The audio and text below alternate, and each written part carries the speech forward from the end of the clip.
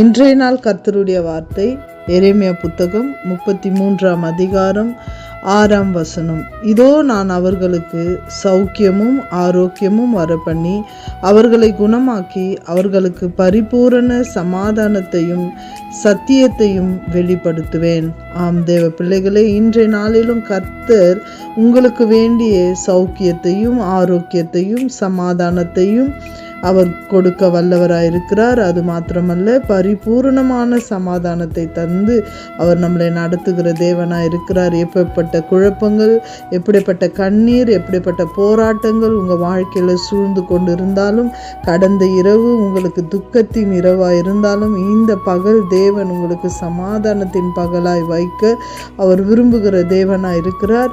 கர்த்தரிடத்தில் தன்னை ஒப்பு கொடுத்து கர்த்தரை நாம் சார்ந்து இருக்கும் பொழுது கர்த்தர் நமக்கு வேண்டிய சௌக்கியத்தை வர பண்ணுகிறவராயிருக்கிறார், ஆரோக்கியத்தை வர பண்ணுகிறவராயிருக்கிறார். இருதயத்திலும் சரீரத்திலும் நமக்கு வேண்டிய சமாதானமான ஒரு சுகத்தையும் அவர் வர பண்ணுகிற தேவனாயிருக்கிறார். கர்த்தரை நம்பினவர்கள் ஒரு நாளும் அவர் கைவிடுகிற தேவன் அல்ல. ஆண்டவர் சொல்றாரு, நான் உன்னை விட்டு விலகுவதும் இல்லை, உன்னை கைவிடுவதும் இல்லை என்று.